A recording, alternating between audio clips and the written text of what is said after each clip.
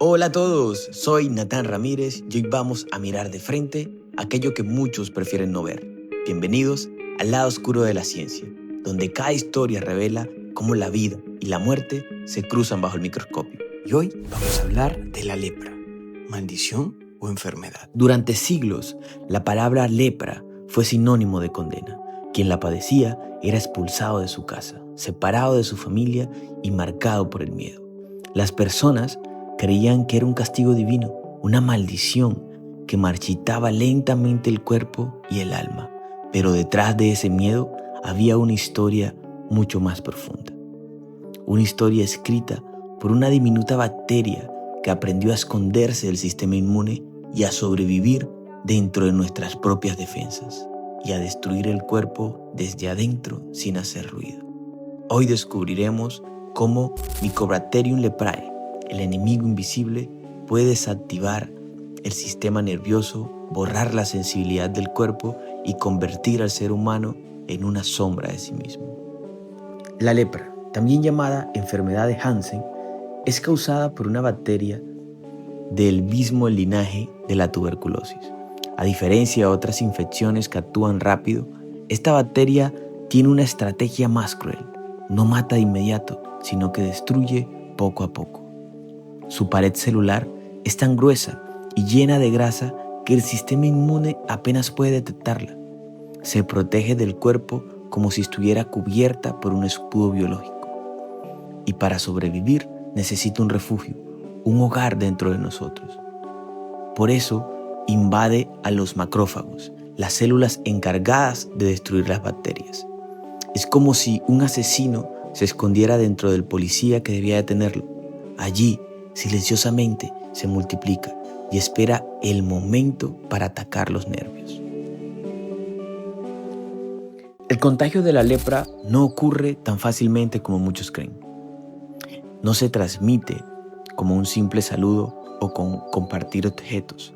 Generalmente entra por las vías respiratorias o por pequeñas heridas en la piel, a través de diminutas gotas que una persona enferma libera al hablar, toser o estornudar.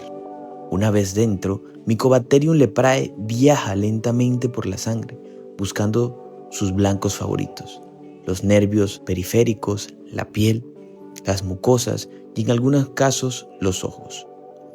Es un enemigo paciente, tarda años en manifestarse y a veces pueden pasar 10, 15 o hasta 20 años antes que aparezcan los primeros síntomas. Cuando finalmente se hace visible, el daño ya está en marcha. Ahí comienza el verdadero infierno, el ataque a los nervios.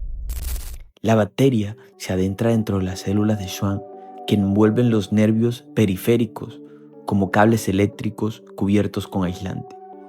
Pero la lepra destruye ese aislamiento, la mielina. Sin esa protección, los impulsos nerviosos dejan de transmitirse. La piel deja de sentir calor, dolor o presión. Primero se pierde la sensibilidad en los dedos de las manos y los pies, luego en el rostro, y entonces ocurre lo más cruel. El cuerpo empieza a dañarse solo. Una persona puede apoyarse sobre una estufa caliente y no sentir el fuego, cortarse sin sentir dolor, caminar con una herida abierta sin ni siquiera notarlo.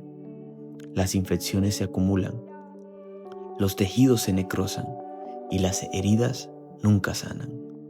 No es que la lepra se coma la carne, es el cuerpo sin sensibilidad el que se destruye a sí mismo poco a poco.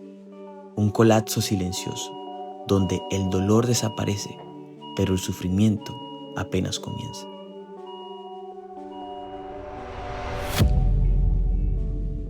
Con el tiempo, el daño se vuelve visible.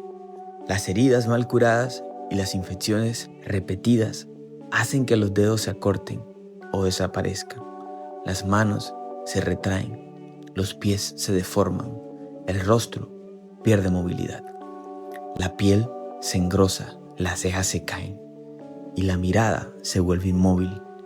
No es solo una enfermedad del cuerpo, sino también una enfermedad del alma.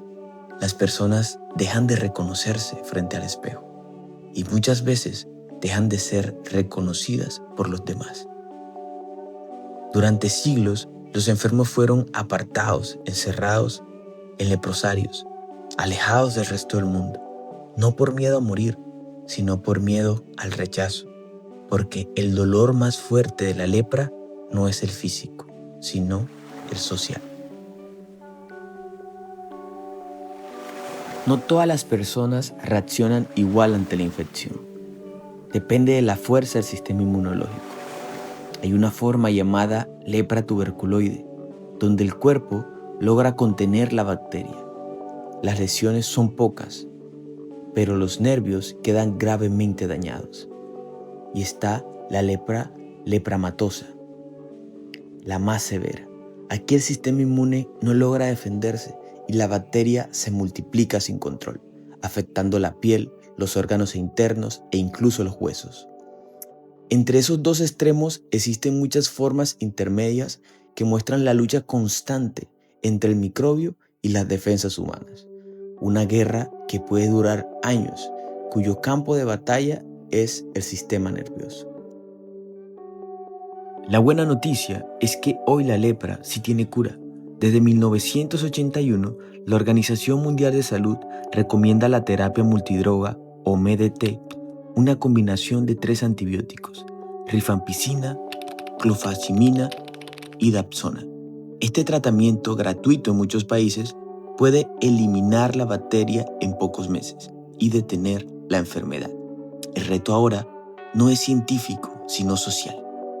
Todavía existen miles de personas que viven con las secuelas de la lepra, con el rechazo de la sociedad.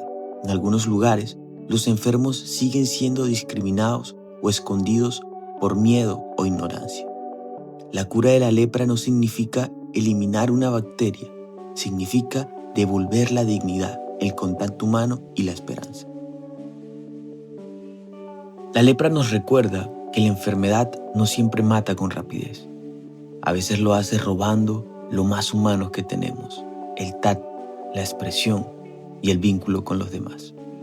Hoy la ciencia puede curarla, pero el miedo y la desinformación siguen siendo la forma más peligrosa de contagio, porque el aislamiento y el rechazo también pueden enfermar. Así que la próxima vez que escuches la palabra lepra, recuerda esto: no es una maldición, no es un castigo, es una enfermedad curable y sobre todo una lección de humanidad. ¿Y tú? ¿Qué harías si un día te despiertas sin sentir nada? Gracias por haber llegado hasta aquí y si te ha gustado este video, no olvides suscribirte para más contenido.